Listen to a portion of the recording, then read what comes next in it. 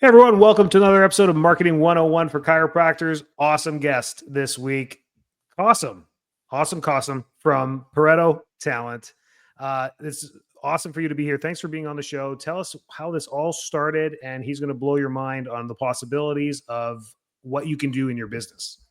Yeah, well, I hope so. The bar is high now, Enrico, but I'm going to try to deliver on that promise.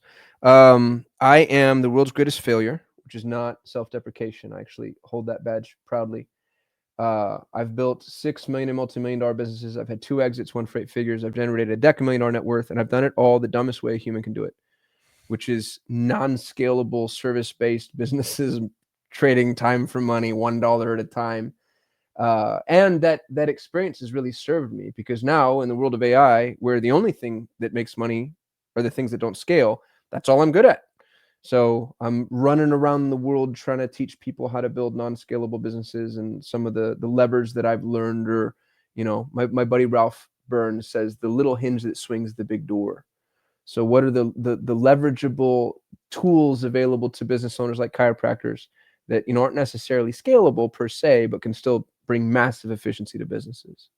Yeah, that's awesome. I followed you over the years. Probably it's been about 4 or 5 years now. So seeing your successes, all we see on the outside on social media is the successes, and then when Yeah. you share your personal stuff too, and all the struggles as well. But met you a few years ago. Your team actually helped me out on one of the businesses that you ended up selling with Google Ads. I learned a lot from that team being on there, and then started helping chiropractors on all this stuff too. So you play a big role in the digital coach and how it developed. I mean, whether you like it or not, or whether you knew it or not, that's how it all happened. And we've been helping hundreds of chiropractors on grassroots, organic, building proper marketing tools, which I think companies like yours in marketing end up appreciating. When you walk into a business that has like SEO, they know what it is, the reach is there, the website is functional, the conversions are good, and then they have a good track record as far as presence and continuous posting and all that, which you probably run into, people that are a complete mess, have done nothing.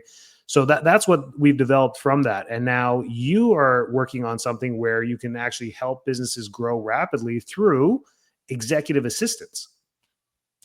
Yeah, my passion project at the moment is helping people in emerging nations find meaningful work, which I promise not to get too soapboxy, but I will say the impact that we can make on people's lives has anthropological significance. Like when you hire a single mom in Bogota, Colombia, it's a little bit different than hiring on shore, in that we've got the social safety net here, and they don't. And so, like, I mean, think about that cascading decades forward, where mom gets to stay home with the kids, and kid has mom, that presence, and then they're getting paid more than they'd make domestically, and how that impacts the community at large, et cetera, et cetera. The largest industry right now in Bogota is call centers. I worked at a call center as a kid. I worked at 2. I worked at MCI. You remember MCI, Enrico? I Long remember distance MCI. company. Yeah, I worked at MCI. I worked at another con job call center that stole money from fire departments and burn victim units. Call centers, it's the modern day coal mines. It's just like the worst job a human being can have. And so here's why I start there, because my experience as a US based employer, and God bless our country, dude, I'm super grateful to be here. I'm related to Thomas Jefferson. I love it. And we've made it. We've made it. We did the job, which means we don't have people who are, stereotypically speaking, in my personal experience, grateful for employment. Right? Like if you've tried to hire here, the first words out of anybody's mouth is, what's my title? How much PTO do you have? By the way, I'm going to France in 2 weeks. I'm going to need a month off, which happened to me incidentally. It's really hard.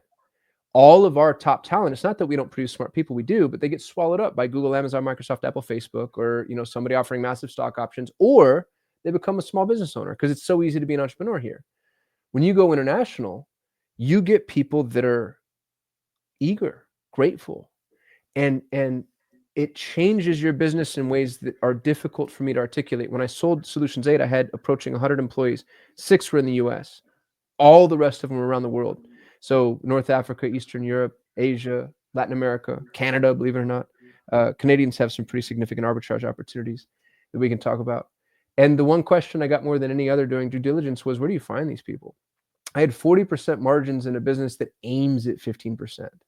Like we were minting money, and I was doing it using international labor, where most American companies, I assume most of your listeners are in the US, most American companies will only outsource grunt work. And I'm like, I'm going the other way. If you need a director of marketing, go international. Dude, my personal CFO is in Argentina. He manages my entire portfolio. I've got an 8-figure net worth that he is almost solely responsible for, the poor guy. Manages all my businesses. I have 3 executive assistants. The gal that manages all my socials is in Buenos Aires. The young man that's helping me build the next agency, AEO.co, he's in Bogota. Like, there's an extraordinary talent pool available internationally. And to be frank, I think every business owner, and especially medical practitioners, the problem with chiropractors and dentists and naturopaths is they have a functional business endeavor that's divorced from managing their business. You're not in the office, you're not behind the desk, you're not at the computer, you're with patients, as so you should be. And so, unlike many other businesses, unlike a lawyer or a CPA, you actually have 2 entirely different jobs. And managing the business and managing the patients, managing the practice are very different things. And so, not having an executive assistant, I think it's a tactical miscalculation. And I'm not saying you have to hire him for me, but please, dear God, go get one. The thing that I think people do wrong is they watch their EA and they'll say, like, well, gosh, it took him or her 4 hours to do this thing that it would have cost me 30 minutes to do. And I'm like, well, what's the math on that, dude? Like, you're $500 an hour and they're whatever they are. It doesn't matter what the hourly is at that point. Say they're $50 an hour. You actually still made money there because it cost you $200 instead of $250. You're up $50, even for the most expensive EA I've ever heard of, at $50 an hour. So I think that people look at the endeavor that is finding assistance for themselves through the wrong lens. The more you can free yourself, you're a better doctor, you're a better practice owner. It allows for more expansion, more scale. And the thing that I think is maybe most important is it allows you to zoom out. It takes you out of the weeds, which is that's where business owners need to be. Yes. Yes. You nail a bunch of things. In the green room before this, I told you one of the problems in the chiropractic industry is that the chiropractor wears 100 hats, all Yeah. that. They even clean their bathrooms. And then they finally find someone to help. They call them the manager, and they give the manager 50 of the hats, when really you hired them for 6 things. You hired them to answer the phones professionally, convert patients into leads into patients, get the paperwork all done, bill the insurance, check them out, and collect money. That if you gave them those 6 things, they would be very efficient at it, but they don't. Guess now who's cleaning the toilets? Guess who's doing the laundry? Guess who's calling and ordering paper? Guess who's, and they give it all to that one person. Imagine if you had an executive assistant to take 41 out of the 50 things, do those. Your front desk does the 6, and you do the 4 things you need to do: CFO, CEO, chiropractor, and patient care. And man, are you going to nail distribution? Are you going to nail productivity? You're going to nail all these things, and you're going to turn a lot of activity away from you and be very productive rather than active.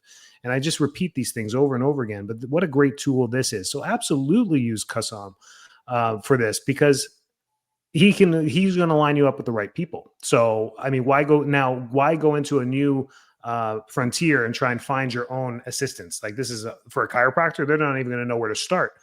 And another cool thing about you, not against the administration currently, but what a counteractive thought process for you to start this at a time like this, when we're trying to bring everything back to America. Well, we're not doing anything. We're just listening to people thinking that they're bringing things back to America. So now you're helping people outside of this country on such a great mission on how much further can these people go with the dollar. It's really looking at it that way rather than looking at it, oh man, I'm being cheap, I'm hiring overseas. That's not true at all. You're helping a lot of people. And I've heard this many times from different people, and it's just nice to reiterate that. Yeah, well, and I think, to be frank, you're going to get better talent. The folks that are truly exceptional here, they don't want to work for you. That's just a fact. It is what it is. Like, they're not, you are not the golden opportunity. But if you go international, you become an aspirational employer. If you hire somebody from the Philippines or somebody from Morocco or somebody from Bogota, Like it's a brag for them to say, oh, I'm working for a US company. You know, that's a really big deal. Imagine somebody bragging about working for you, and imagine the quality of work difference in somebody that thinks about you in those terms. Truth. Yeah, well, this is great, man. This is absolutely amazing. And thanks for saving my people from Canada too. Appreciate you. Um, Dude, the Canadian, I had 30 Canadians working for me at Solutions 8. The Canadians what a great labor pool. I would use the Canadians where, you know, if I have like really conservative clientele that are going to get a little pissy if somebody has an accent, right. the Canadians are awesome because it feels like you're on the phone with the red, white, and blue. There's arbitrage available, you know, paying 70 Canadians like paying 100 US. And it's cold. They just stay inside all day working. They can't go out. So Yeah. they're not worried about healthcare. I'm really positive on Canadian employment, specifically in Edmonton. You want to be careful about Vancouver and Toronto because cost of living there is so high. You know, that's like hiring in the States. But if you can go smack dab in the middle of Canada, my COO, Leandra, shout out to her, ran my entire company, man. She was one of the greatest employees I've ever had in my life. Actually, Carmen, who you worked with, was in Canada. Usama, the best strategist I've ever had, or one of them was in Canada. Like, great labor pool. Super well educated, really sharp, really hardworking folks. That's Stereotypically awesome. speaking, again, I don't want to get canceled. No, I'm from Calgary. You just 3 hours north of me. So I know that's what it's all about. That's great. So now when we get into this, now the listeners maybe have painting a picture in their head. They're like, oh, hang on a second. There's some opportunity here. Delegation, growth, scaling. The problem with providers being stuck in their brick and mortar is that you said it, they're doing everything, and there's only so much time in a day, and Mm-hmm. there's only so many people you can help in that time. So there's a limit that you get to where scaling is impossible.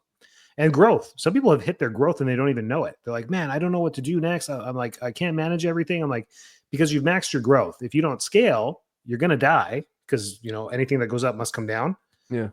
So you're either scaling out of time. So what a great opportunity to endeavor this type of an idea to maybe help you scale in a good way. So you can bring new leverages into your office. You can bring new side hustles in your office. You can bring new laterals into your office. I'm just kind of painting a picture for you on what to talk about next. So where are the possibilities? Where do you see this fitting in the healthcare industry as far as an executive assistant? What are some roles they can take on immediately, right? If you hired them on Monday, what would they be able to do? My very strong opinion is your EA shouldn't be your EA for very long. It's an incubator role.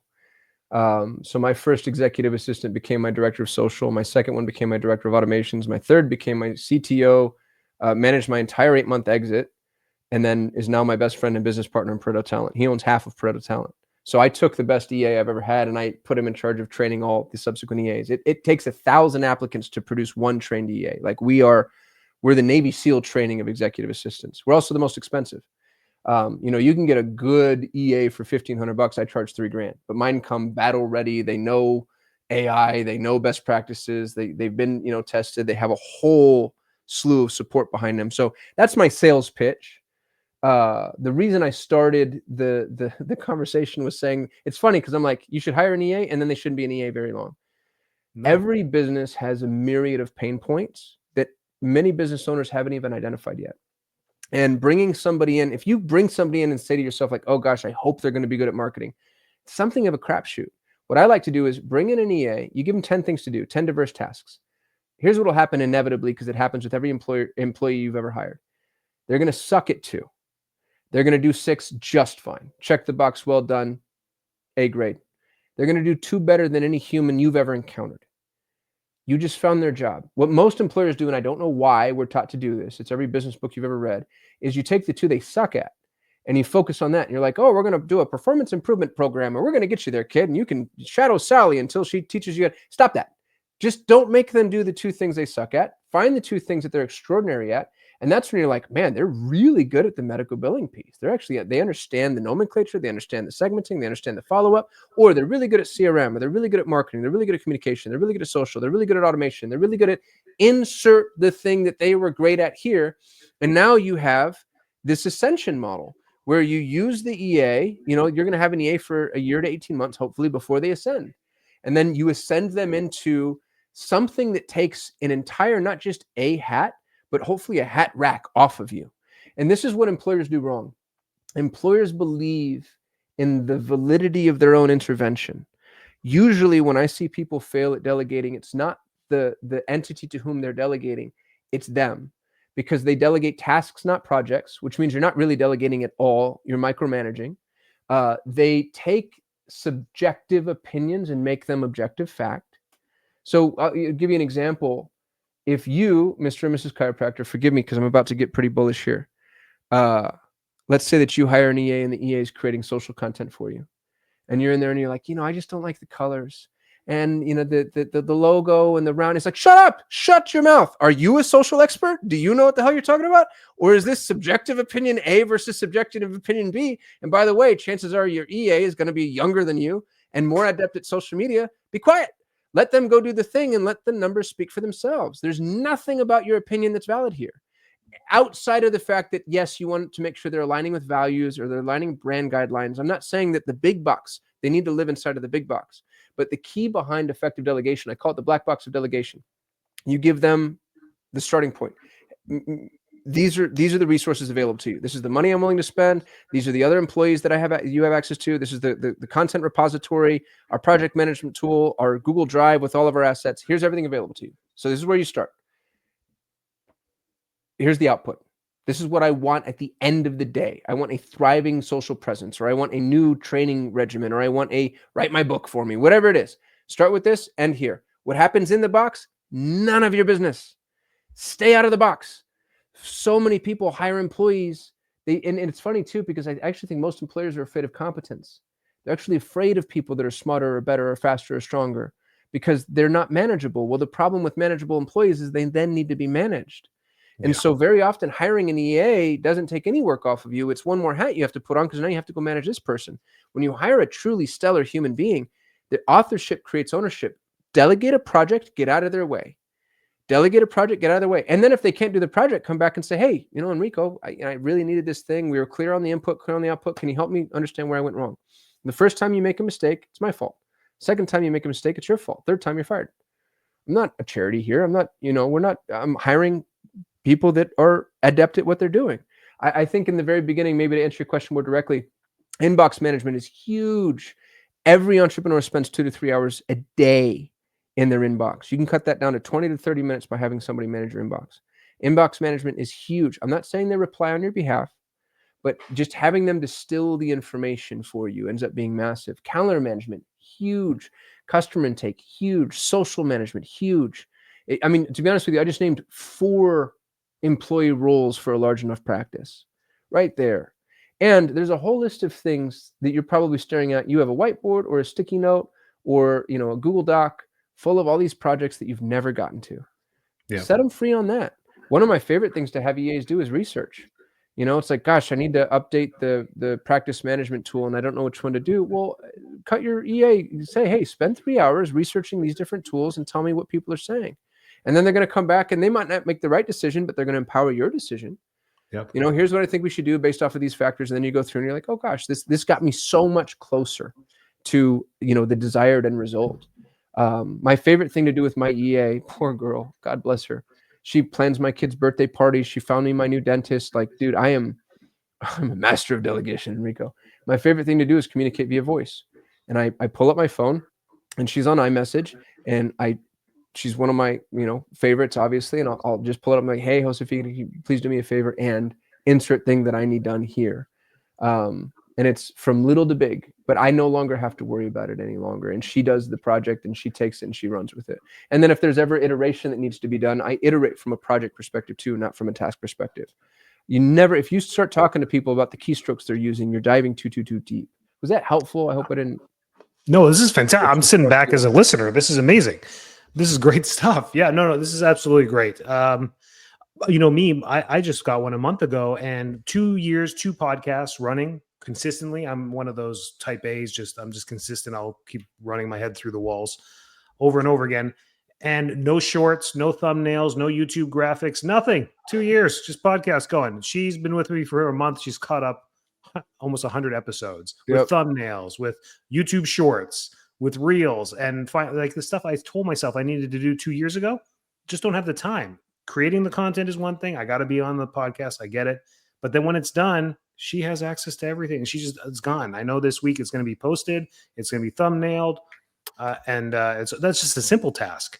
Now, for those people not doing podcasts, what about your social media? What about the reels, the stories, the posts, the helping with the Facebook boosts? I mean, these are things you do not need to be doing. And Dude, trust me, social listening. Medical yeah, someone's going to know practitioners. it way better than you, especially a Yeah. chiropractor or a dentist. Don't tell me you know Facebook ads. I'm an exception. I've made it a mission to learn this stuff and help my practice and then help others. But aside from that, if you're not crazy like me to do these things, I mean, you don't have the time to do this. So this is phenomenal stuff. I mean, definitely hook up with you guys and ask more questions about who might be a great fit. And you guys, I'm sure, have a matrix or something to put the clients through and find the right fit for them. That's great too. So, from your perspective in healthcare, where do you see this going? And you brought up AI again. AI has been in all my podcasts this year because one way, shape, or form it's being used. I mean, we're using it in marketing already, just answering questions through text. That's been phenomenal. And where do you see this going with AI and how healthcare is going to be using this in small businesses? Yeah. Well, I have, again, it's a petulant opinion. I don't think a chiropractor or a dentist should be learning AI. I think they should be learning chiropractic care or dentist. Like, you know what I mean? That's not their highest and best use. So the thing to do is we call them AI enabled EAs, which is a mouthful. AIEA, AI enabled EAs. AI will never be a top-down endeavor, obviously. And here's what I mean by that. Nobody's going to come in and be like, you're going to use this AI tool for this and this AI tool for that and this AI tool for this, and then bam, your business runs. Instead, the way AI works is the way every tool set has ever worked from the beginning of time. The person who's doing the job will say, oh, I can use AI for this task at this place at this time for this reason. And then that little AI tool is now implemented, and then they continue with their job. And then they say, oh, I can use AI for this. And in that way, you start to sew AI into your business, but you do it from the ground up. You do it on a granular, grassroots, organic level. And that's how A, you reach true efficiency, and then B, you protect yourself from implementing wholesale tools that you don't even understand. But you don't have the time to do that. So what you want is a person who that's their job. And every single one of my EAs, a key performance indicator for them is how well are you utilizing AI? What we want to do is make sure incentives are aligned. So if your only incentive for an employee is the amount of time they spend, I think you're going to be sorely disappointed because AI actually maximizes the value of people's times. And you basically told them, as soon as you start using AI, I'm going to fire you. What you really want to do is, hey, as soon as you can work yourself out of having to do this task because you found a way to automate it, great. We'll play set it and forget it. I might even bonus you, and then we can give you something else to do. And now you have somebody whose whole job it is to like, what here can I automate efficiently and effectively? Which I think is that's the lens through which we view all things. If you really want to be productive, I have a 3-step rule that was taught to me by a guy named Steve Napolitano, who's a brilliant entrepreneur. First question you ask yourself with anything that hits your task list or your calendar is, can I eliminate this? And the answer is yes, more often than you might think. If you can't eliminate it, the second question is can I automate this? And the answer is yes, more often than you think. And if you can't automate it, the third question is can I delegate this? And the answer is yes, more often than you think. When you get to the bottom of those three, you should be doing nothing but your true core business, your true realm of genius, which if you're a chiropractor is being a doctor. Eliminate, automate, delegate. And you can manage that process through people. And those people they now exist in order to help you do those things. And when you turn around, you end up with a practice that actually, and forgive me for using terms that I know have been used before, but runs itself. That's what we all want. We want businesses that run themselves. And at the risk of, this isn't me speaking through the side of my mouth. I've built 6 multi-million-dollar businesses. I have mailbox money. I have businesses that truly are set it and forget. I've got agencies that just run without me. They run without my intervention. I'll have 20 minutes a week with the executive director to just make sure that nothing's on fire. And it's because I've followed this model. I'm not smarter than anybody. As a matter of fact, I'm probably dumber. That's why I do so well. I find people smarter than me and I cut them loose on, hey, just go, just do it, just own it. And I think that's maybe the last thing I'll say about hiring really competent people. If you're hiring true Pareto talent, the 20% that do the 80%, authorship creates ownership. Let them own it. Let it be theirs. I have a young lady that used to work for me that literally came back after leaving the organization because she heard that we had messed up something. She built our content library. It was called Guru. It was the knowledge center that all of our employees were using internally, the knowledge repository. And somebody told her like, hey, you know, they've kind of messed up the nomenclature.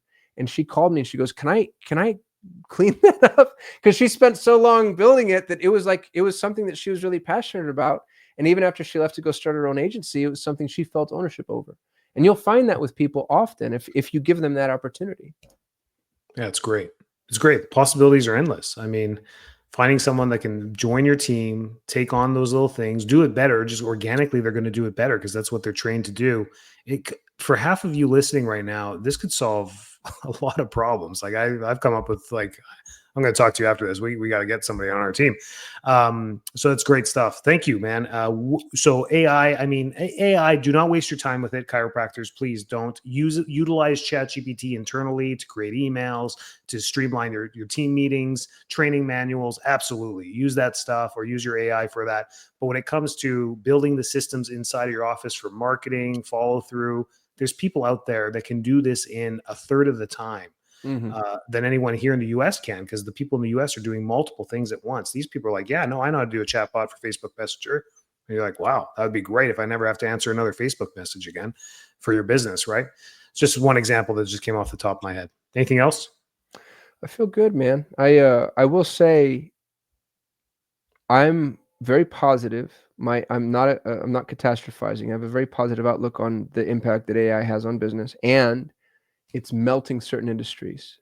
SaaS is dead. There's something called SaaSmageddon. If you're aware, you know, e-com is suffering massively unless you're a manufacturer. Agencies are suffering unless they've niched down. Some of the last business models that I think are really going to survive the change in labor distribution are what we're talking about here. It's brick and mortar, it's local manufacturing, and it's medicine. I don't care how advanced AI and robotics get. I still want to talk to my doctor. Yeah. I'm not going to trust the robot to fill a Yeah, cavity. Yeah. You know what I'm saying? Yeah. I still want to talk to my doctor. So if you're listening to this, interestingly, y'all are like, you're the vanguard. You're the Alamo for humanity. What you do, it's one of the last things left that we still really need people for. So I think it's critically important. It might be more important now than ever. Um, and it's worthy of support. So again, even if it's not us, go get somebody who can help you, because helping you means helping other people. And I think that's, you've got a noble mission, and it's one I believe in. So Enrico, I appreciate you having me on. Thank you. Thanks for being here, man. This was gold. Yeah, growing and scaling is a mission to serve more people in our industry. It's nothing to be ashamed about. So get out there, get the help you need to grow and scale your business. That's my tagline. There you go. So that's a great ending to it. Perfect, man. Thanks for being here. I'll put all your links in the YouTube, the Spotify, everything people can reach out to you. Appreciate it. That was gold. Yeah, thanks for having me. Yeah.